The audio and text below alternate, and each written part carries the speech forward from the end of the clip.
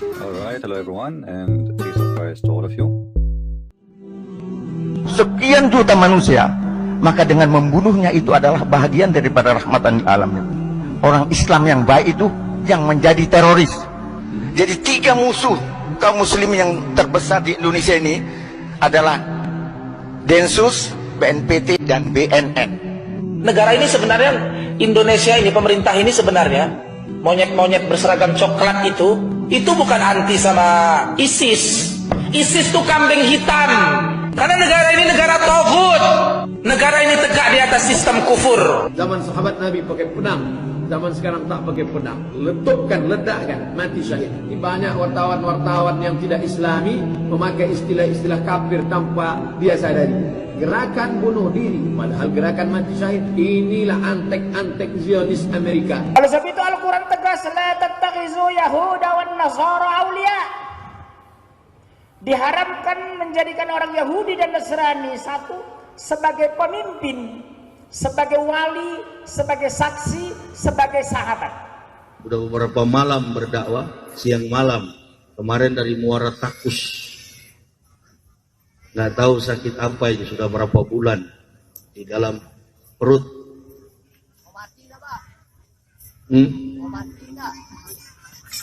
Saya banting-banting kau nanti. Kamu coba sama saya. Saksi mati nanti kau. Saya penggal kepalamu nanti. Kamu coba saya nanti ya.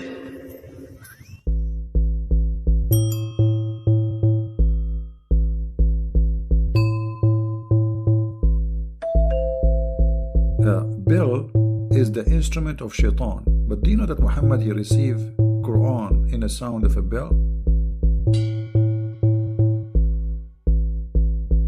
Check.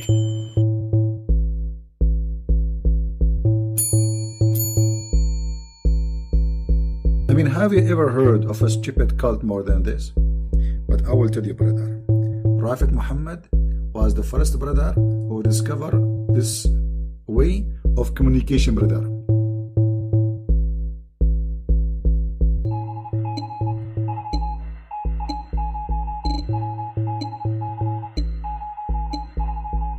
Check. Bravo, bravo. Charlie, Charlie, bravo. Okay, what? How the sound of a bell became Arabic? This is Al-Fatiha.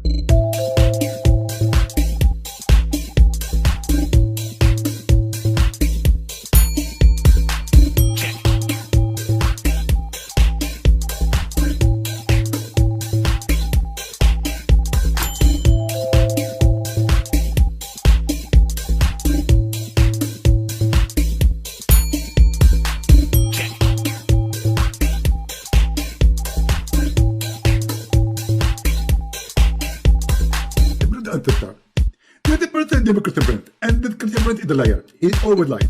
The prophet, he received sound like a bell. It's not a bell. It sounds like a bell, like a tiridin, but it's not a bell, brother. It resembles the sound of a bell. And then the sound of the bell became Arabic. If Muhammad, he received a sound of a bell,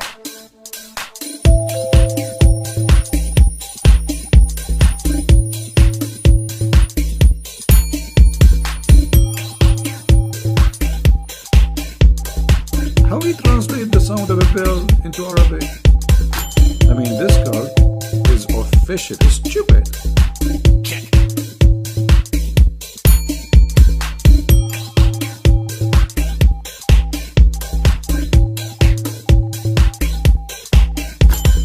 What the heck?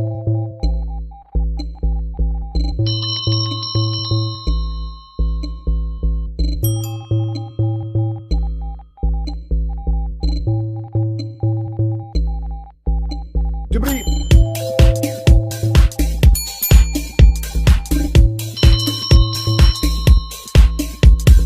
And Jibreel just now told me.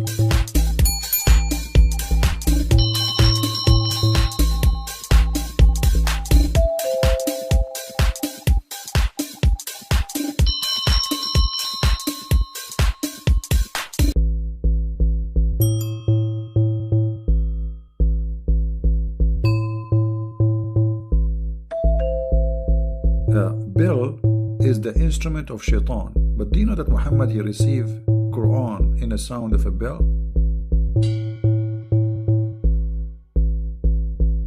Check.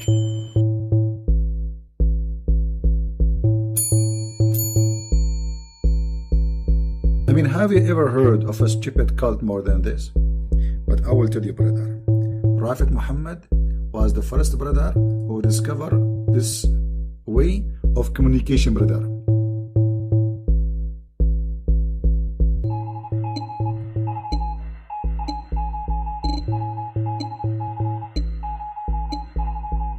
Check. Bravo, bravo. Charlie, Charlie, bravo. Okay, what? How the sound of a bell became Arabic? This is Al-Fatiha.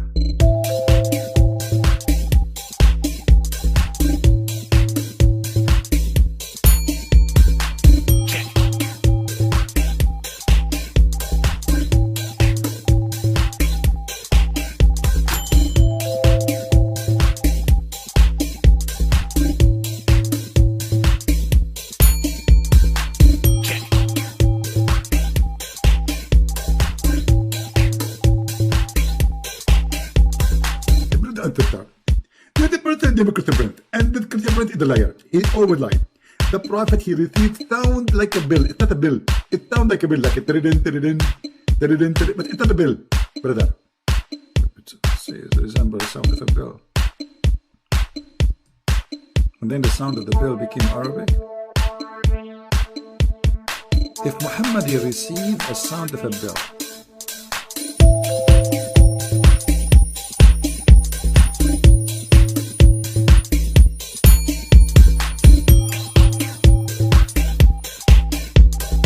how he translate the sound of a bell into Arabic? I mean, this cult is officially stupid. Check.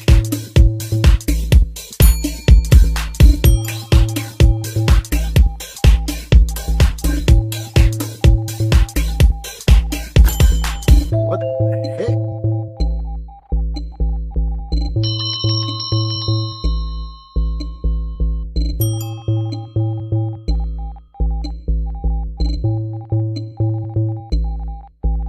Jibreel.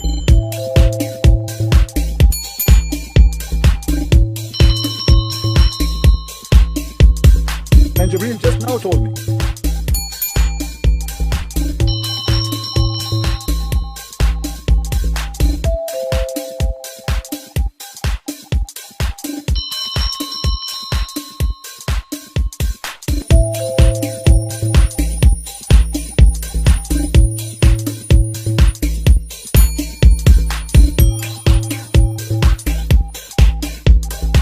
How he translate the sound of a bell into Arabic? I mean, this cult is officially stupid. Check.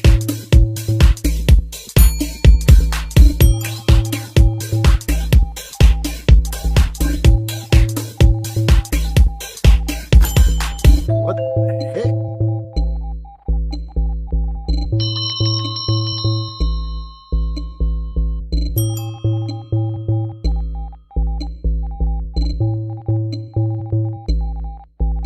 Jibreel.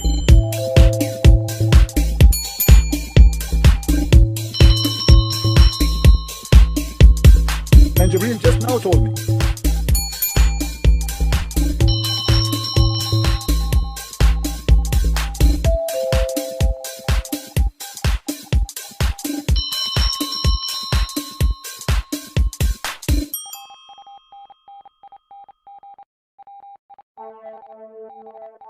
Kenapa Anda menjadikan Yesus itu Tuhan?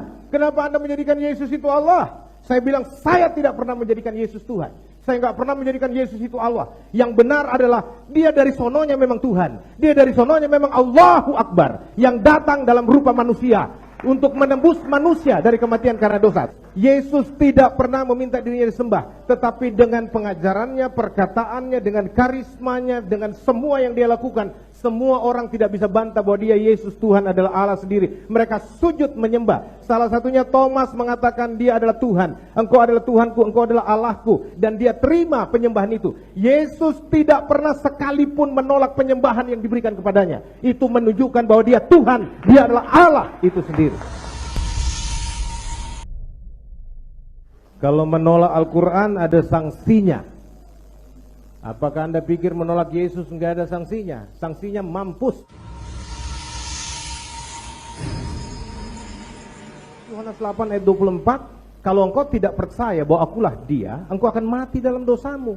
Mati dalam dosa itu binasa untuk selama-lamanya. Yesus berkata lagi, kalau engkau tidak percaya akan apa yang kusampaikan, tidak percaya bahwa akulah Mesias, anak Allah yang hidup, maka firmankulah yang menjadi hakimmu. Jadi Alkitab, seluruh kesaksian Alkitab perjanjian lama dan perjanjian baru, itulah hakim. Siapa yang menolak Alkitab, ya, apalagi mau menggantikan Alkitab, yang mengatakan bahwa Alkitab ini dipalsukan, pertanyaan saya, mana aslinya? Halo? Kalau Alkitab katanya sudah dipalsukan, tunjukkan aslinya dong. Tapi saya setuju, Alkitab sudah dipalsukan. Saya tahu yang palsunya itu apa? Adalah kitab yang tidak mengaku bahwa Yesus datang sebagai manusia, dia yang adalah Allah yang datang sebagai juru selamat, dan yang tidak mau mengaku, itu palsunya. Nah, kuncinya iman orang Kristen adalah Allah datang dalam rupa manusia.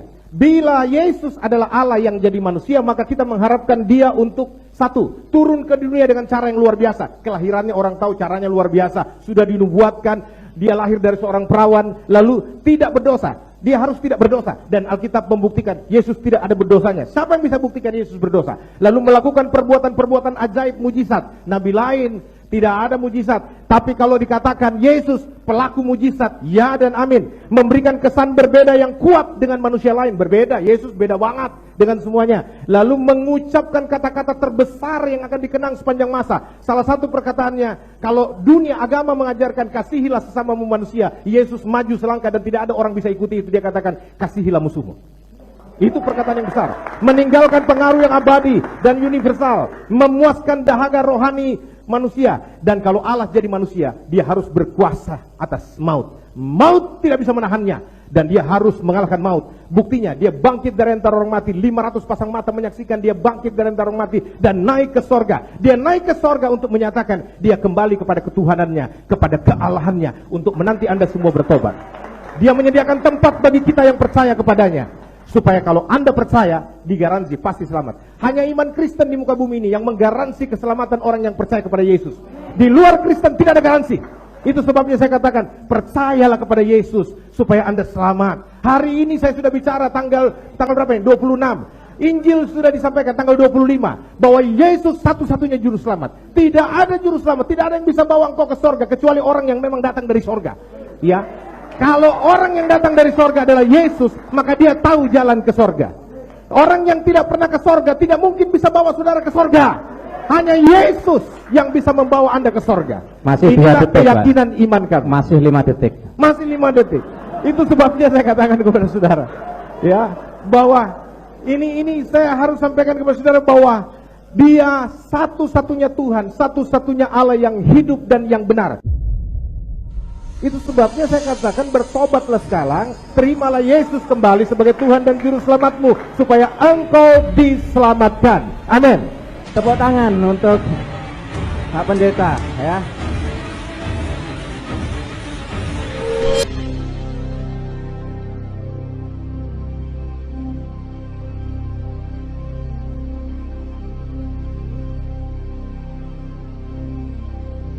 Come on, bro. Where are you living? Keep it real. What is preventing non-Muslims from Islam is either that Allah knows they're so bad, Allah is not going to guide them. They don't deserve guidance, or we Muslims don't have the bravery that the Sahaba did in conveying the truth. So we lie and we cheat and we claim things that are not part of Islam, and guess what? Not all of them are dumb.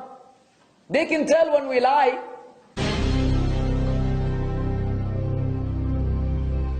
They can tell when someone sits behind it that says, Islam is peace.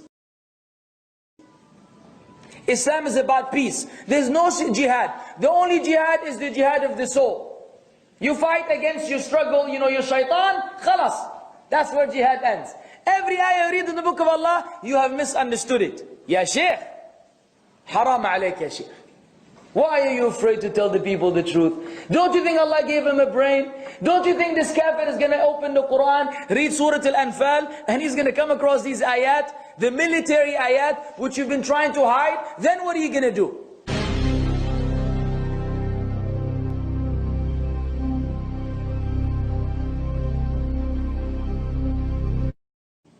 Then he's going to say, you guys were lying to me the whole time, and you keep telling me something, and here's your book, here's your Quran. Oh no, but no, see, you don't understand. This ayah was actually abrogated by the other ayah, لَكُمْ دِينُكُمْ وَلِيَ دِينُ.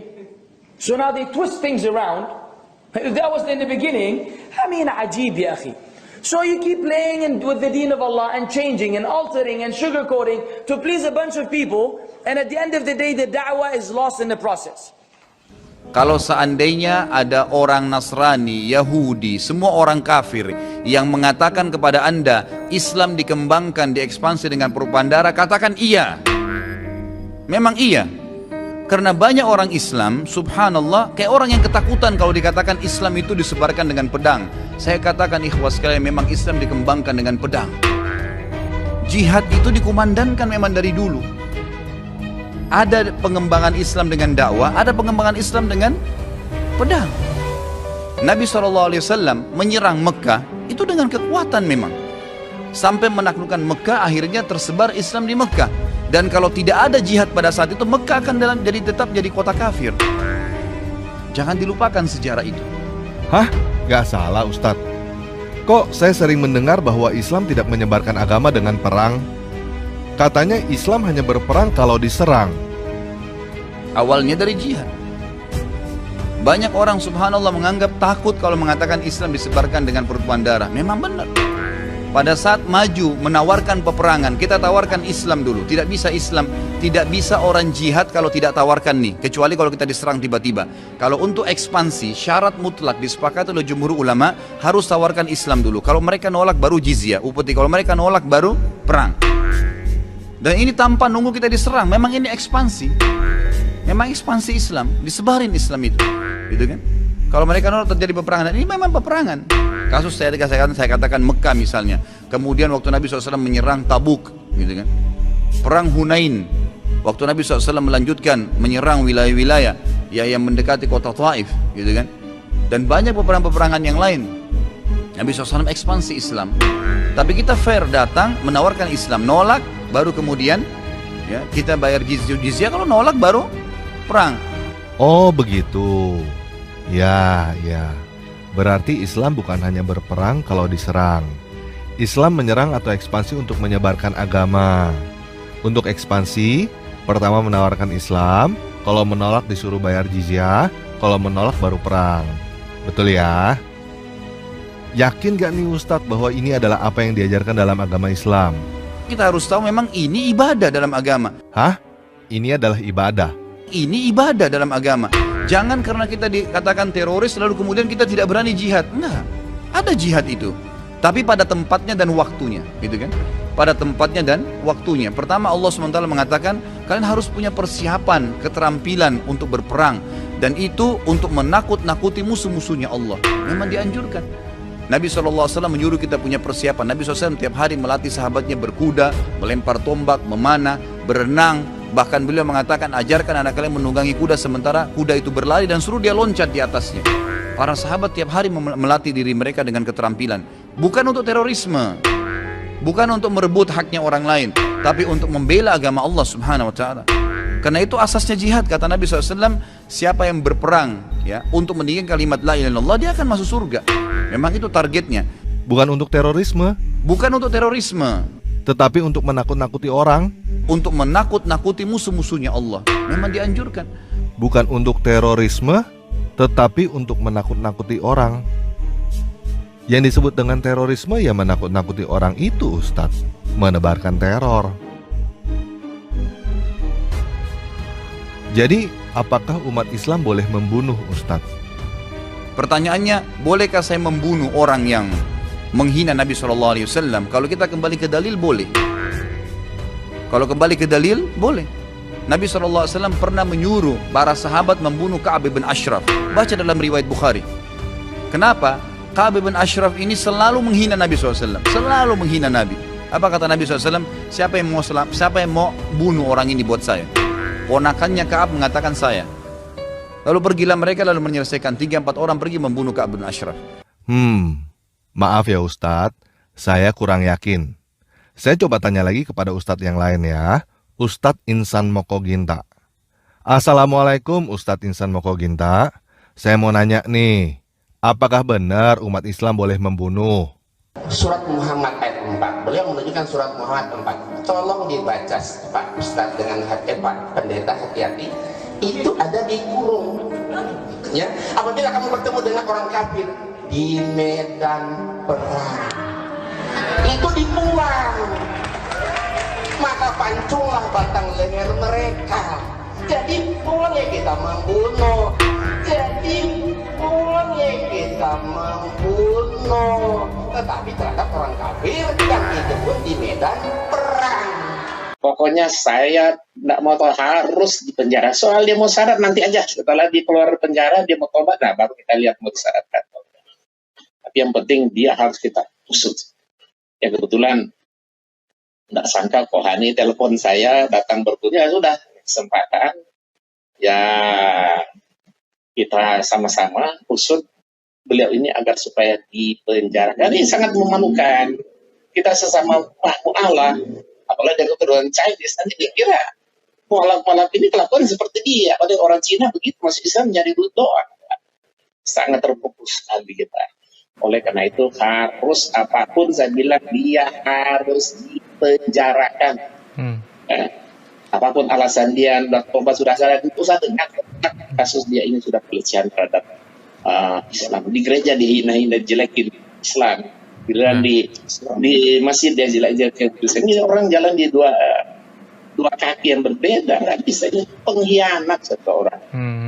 Sambil di penjara. Saya bilang untung negara kita tidak bersyariat Islam. Kalau negara kita bersyariat Islam, saya bilang antum leher, antum leher, antum leher, antum leher,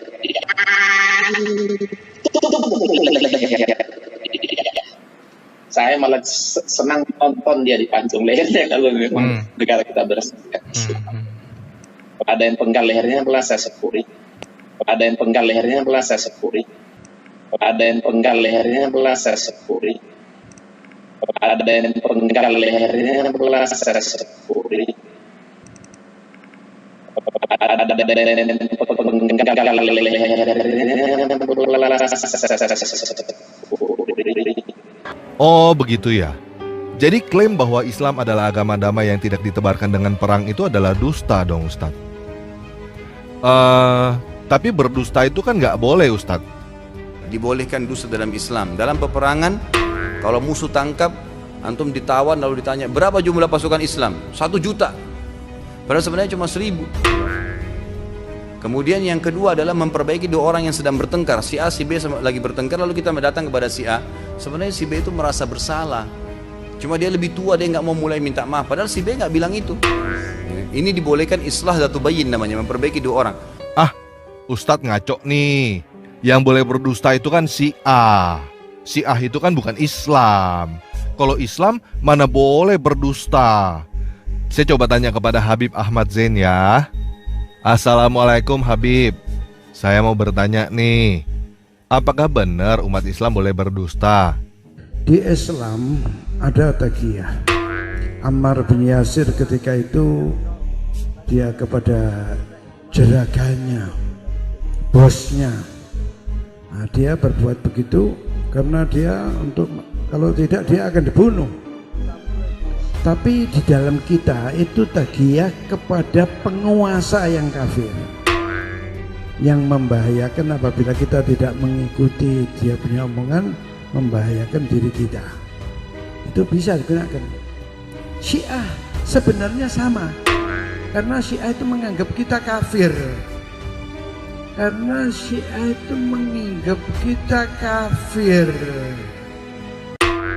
Oh begitu ya. Oke deh, terima kasih ya Ustadz Khalid Basalamah Ustadz Insa Mokoginta, dan Habib Ahmad Zain. Gimana teman-teman? Jelas ya? Jadi kalau ada orang yang berkata bahwa Islam adalah agama damai, agama yang tidak disebarkan dengan perang, cuma ada dua kemungkinan. Orang itu sedang berbohong dengan penuh kesadaran, atau orang itu sedang berbohong tanpa dia tahu bahwa apa yang dia katakan adalah sebuah kebohongan. Nah, sampai di sini, pasti banyak teman-teman muslim yang mau berkata, oh, orang Amerika juga begitu, orang Belanda juga begitu, orang kafir juga begitu, penjajah. Jadi sekarang saya langsung aja menjawab teman-teman yang mau memberikan komentar bahwa orang kafir juga begitu. Terima kasih, karena kamu telah membuktikan bahwa agama kamu tidak ada bedanya dengan kafir. Orang kafir begitu, kamu juga begitu. Sama aja. Kamu sama dengan orang kafir. Oke?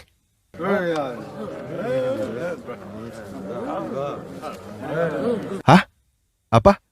Kita sekarang sedang dalam keadaan damai. Oh, yuk kita baca Al-Quran surah 9 ayat 123. Wahai orang-orang yang beriman, perangilah orang-orang kafir yang di sekitar kamu, dan hendaklah mereka merasakan sikap tegas darimu, dan ketahuilah bahwa Allah beserta orang yang bertakwa. Jadi begini teman-teman yang muslim.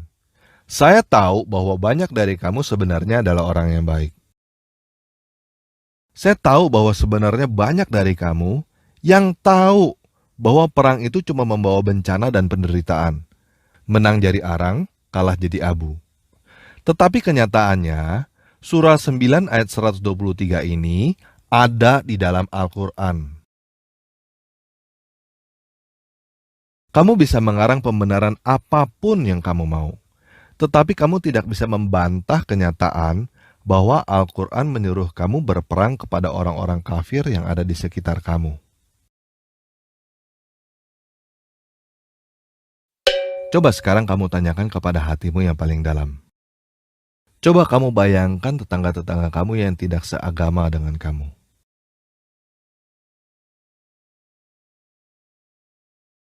Apakah berperang dengan tetangga-tetangga kamu karena berbeda agama adalah hal yang benar atau hal yang tidak benar? Kalau kamu berkata bahwa berperang dengan tetangga kamu karena berbeda agama adalah hal yang benar, kamu sakit jiwa, bro. Berperang dengan tetangga kamu karena berbeda agama adalah hal yang tidak benar, hal yang salah. Kamu tidak akan masuk surga karena kamu berperang dengan tetangga kamu. Dan kamu tidak akan masuk neraka karena kamu tidak mau berperang dengan tetangga kamu. Nah, kamu mungkin tidak mau berperang dengan tetangga kamu karena berbeda agama. Tetapi mungkin anak cucu kamu yang akan berperang dengan tetangga kamu karena dia menjalankan apa yang diperintahkan di dalam surah 9 ayat 123.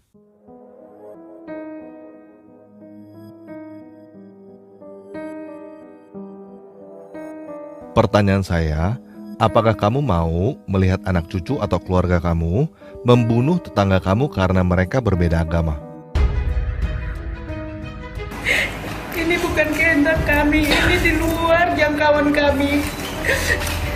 Sebagai mamanya, saya yang salah, mungkin saya kurang mengawasi anak. Nggak mau kan?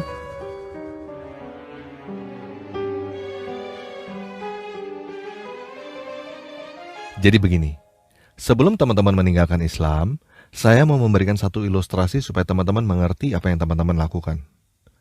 Oke? Ada seorang anak yang sedang dalam perjalanan pulang. Di tengah jalan, dia ketemu seorang preman yang berkata, "Serahkan uang kamu kalau kamu mau selamat." Lalu anak itu berkata, Om mau merampok saya ya, Om." Preman itu berkata, "Oh tidak, saya meminta baik-baik. Saya ini cinta damai, tidak suka berkelahi. Makanya, kamu serahkan uang kamu kepada saya. Kita damai. Kamu bisa pulang dengan selamat."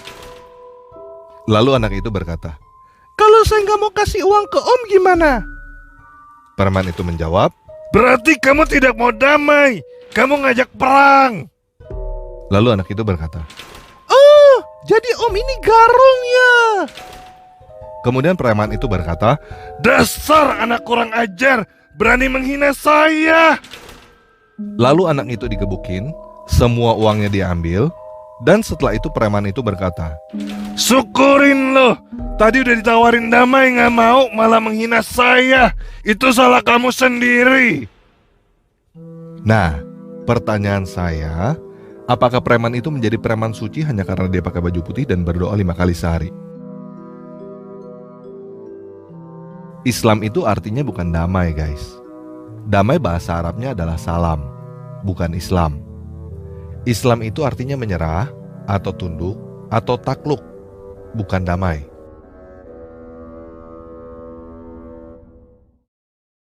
Semua negara yang melakukan agresi militer ke negara lain pasti melakukan apa yang Ustadz Khalid Basalamah katakan. Pertama, ancam dulu, nyerah atau perang. Dan sebelum melakukan agresi militer ke negara lain, semua juga melakukan persiapan dulu. Latihan, siapkan senjata. Untuk mempelajari hal ini nggak perlu agama, guys. Semua penjajah juga melakukan hal itu.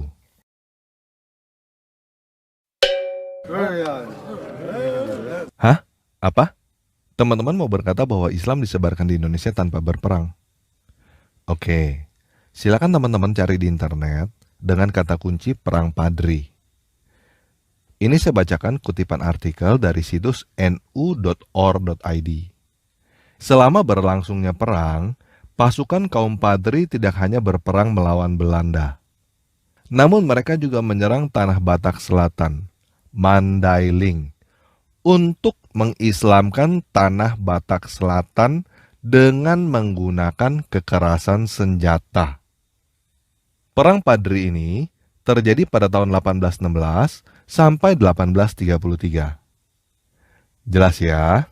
Jadi klaim bahwa Islam disebarkan di Indonesia tanpa perang adalah dusta lagi. Pertanyaannya adalah, apakah kamu beragama untuk belajar berdusta dan berperang?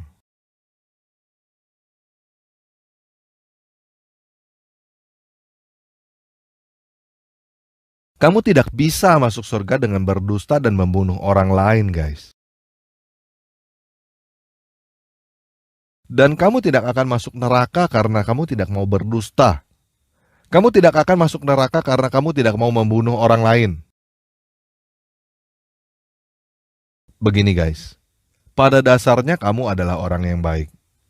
Untuk apa agama yang membuat kamu berdusta dan berperang dengan tetangga kamu? Lebih baik tidak beragama daripada beragama yang bisa membuat kamu berdusta dan membunuh orang lain. Nggak perlu agama untuk berdusta dan membunuh orang lain, bro. Orang yang tidak beragama juga bisa berdusta dan membunuh orang lain juga kok. Betul? Tidak ada kebenaran dalam dusta, guys.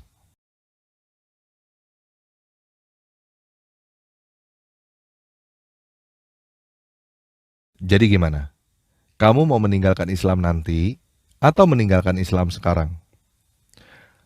Kamu mau tunggu anak cucu atau keluarga kamu berperang dengan tetangga kamu dulu, atau kamu mau mencegahnya sekarang?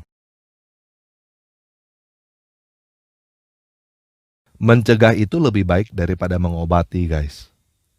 Setuju ya? Nah, kalau kamu tidak mau berperang dengan tetangga kamu, kalau kamu mau mencegah anak cucu dan keluarga kamu untuk berperang dengan tetangga kamu, katakan saya meninggalkan Islam sekarang. Oke?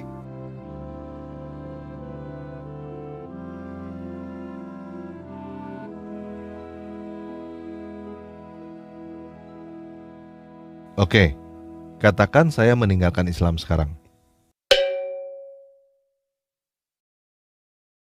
Dulu saya dengan Gus Dur bicara seperti ini. Kata Gus Dur, ya memang begitu Pak Sakur. Saya ini beragama kayak pegang bara. Dilepas nggak boleh, dipegang saya sakit. Ya kan artinya. Oleh karena itu yuk sekarang kita berpikir. Jangan takut murtad dong. daripada kamu mempercayai sesuatu yang tidak benar. Betul nggak? Ya iya, berpikir kritis. Selama ini kita dididik beragama ini dengan cara pejamkan matamu, matikan lampu, tutup jendela, kunci pintu. Yakinlah begitu caranya. Selama ini kan begitu. Pokoknya kan begitu. Yuk kita berbicara rasional. Itu yang saya inginkan. Dan ini akan terjadi perubahan nanti. You tell me which one came from God. Semuanya binasa, yang tinggal wajahnya. Jadi Tuhan tuh macam angry bird lah. Oke, sekian video kali ini. Tuhan memberikan damai sejahtera bagi kita semua.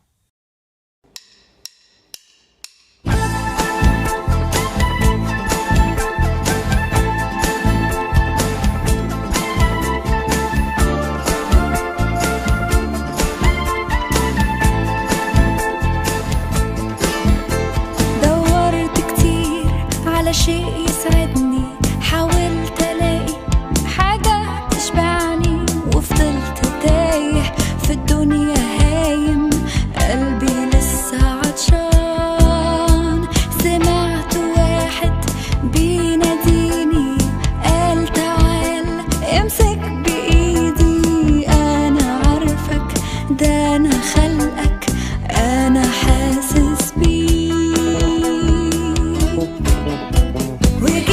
عشانك يا حبيب مت بدالك على الصليب وهبتك حياة واديتك نجاة كل ذنوبك مغفورة لك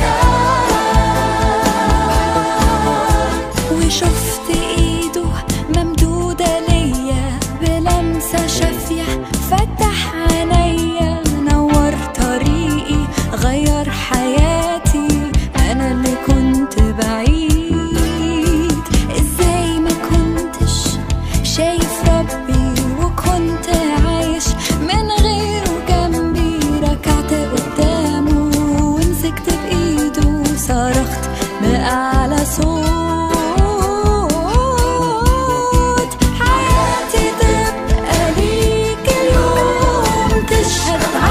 يسوع وتقول هو ده الطريق وهو المليك هو ده إلهي الأبدي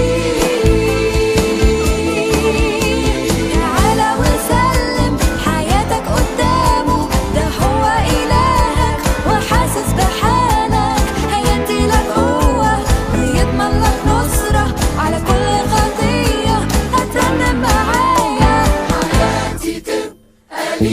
تبقى ليك اليوم تشهد عن يسوع وتقول وهو المليك هو ده إلهي الأبدي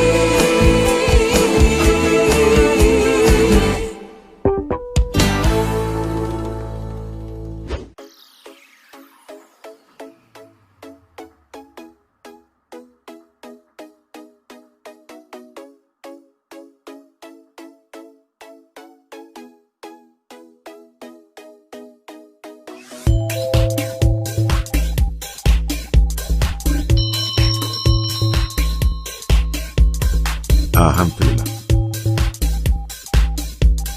Takbir.